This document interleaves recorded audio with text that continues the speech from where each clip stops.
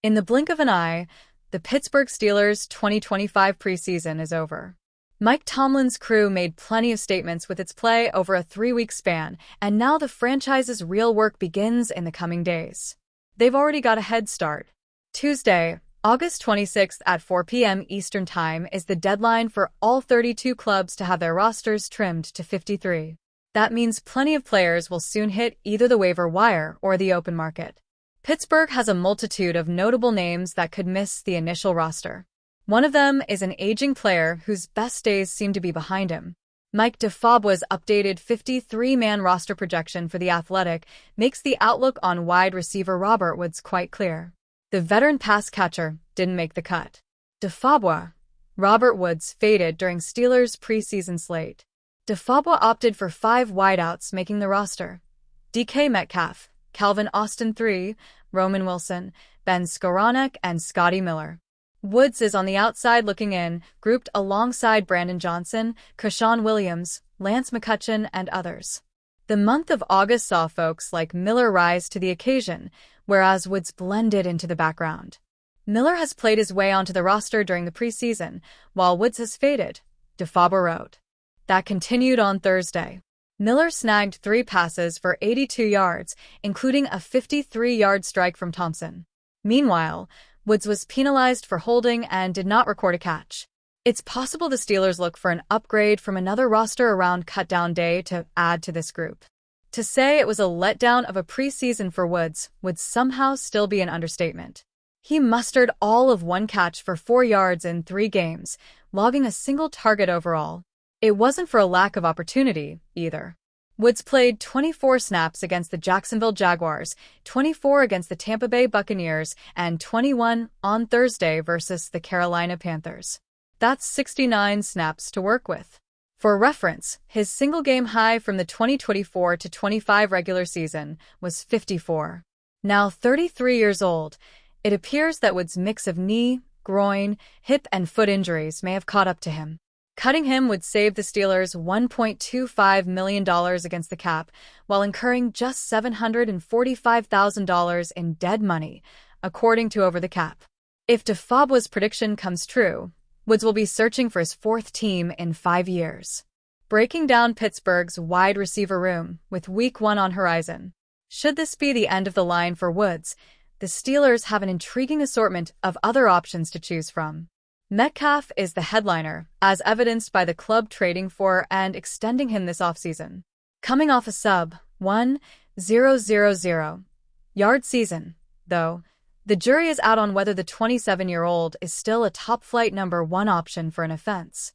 The 2 young receivers below Metcalf on the pecking order are faced with high expectations. Austin, specifically, is coming off a strong sophomore campaign. Hauling in 36 passes for 548 yards and 4 touchdowns, he emerged as a nice complementary piece. Unfortunately, he's been sidelined with an abdominal injury in August. Wilson, on the other hand, is essentially redoing his rookie year. Tomlin and quarterback Aaron Rodgers are big believers in his upside, though. Skowronek is a special teams option who also boasts some versatility on offense. He can line up in a couple of wide receiver spots and also even fill in as a de facto fullback if needed. Miller, a speedy but small wideout, has been nails this preseason. Rodgers' comments on him during the Steelers' preseason finale all but sealed his roster spot. From a sheer numbers standpoint, sure, there's ample room for someone like Woods. At the end of the day, though, he'd be an end-of-depth chart piece. Defabwa doesn't seem to think the juice is worth the squeeze anymore, and he isn't alone. The Pittsburgh Steelers have been searching for a WR2 for years. Shooting for a WR1B might be a bit more aggressive, but aggressive is just what Omar Khan has been on the phones in recent months. His trade with Miami to bring in Jalen Ramsey and Jonas Smith is proof enough of that.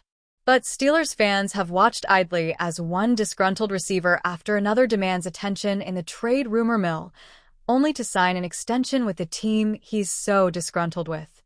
Last year, about this time, it was Brandon Ayuk. This time around, it's Terry McLaurin. McLaurin signed a 3-year, $96 million contract extension Monday that will keep him in Washington as the Commanders' WR1. dashing what little hopes remain for the Steelers to execute another blockbuster trade ahead of the 2025 NFL season.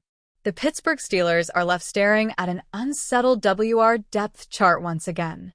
A trade for McLaurin was certainly a pipe dream, but it's not as though the Steelers don't have the ammunition and the willpower to pull it off.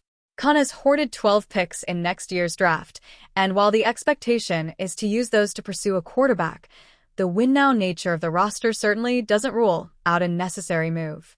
Thankfully, the concerns at wide receiver are somewhat lessened. Calvin Austin III had a solid training camp as the first man up until an oblique injury held him out of the preseason games.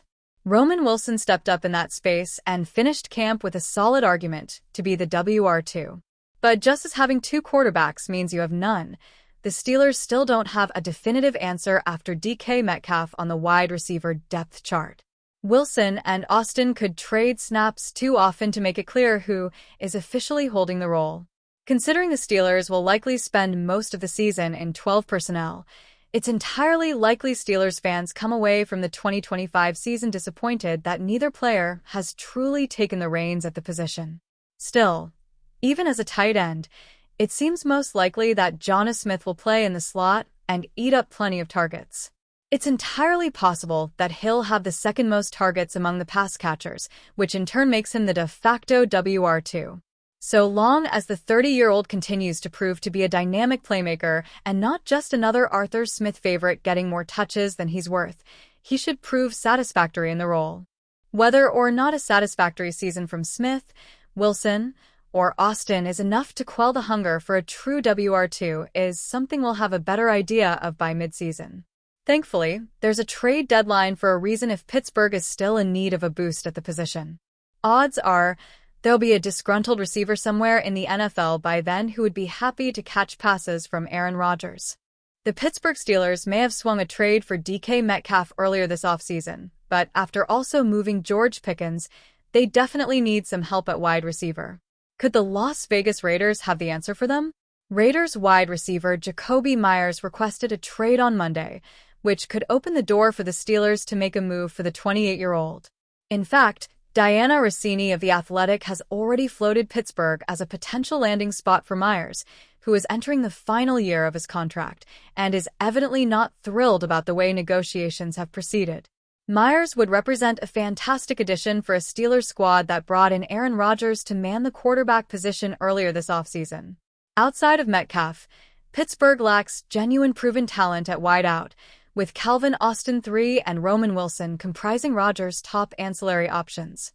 Meanwhile, Meyers caught 87 passes for 1,027 yards and 4 touchdowns last year and would instantly step into the number 2 receiver role behind Metcalf in Steel City. Of course, the question is whether or not the Steelers would be willing to pay the cost it would require to pry Meyers away from the Raiders. Las Vegas doesn't seem eager to move Meyers, which isn't surprising given the fact that the Raiders' situation at wide receiver is arguably even worse than Pittsburgh's once you get past Meyers. Taking that into consideration, the Steelers would probably have to overpay for the North Carolina State product, and they would also have to worry about signing him to a long-term extension as well. Remember, they just handed Metcalf a 5-year, $150 million deal, so Pittsburgh would probably be hesitant to strike a lucrative multi-year pact with Meyers. Still, given how the Steelers are obviously going for a Super Bowl this year, the prospect of adding Meyers may be tempting for them, even if it means they would only have him for one season.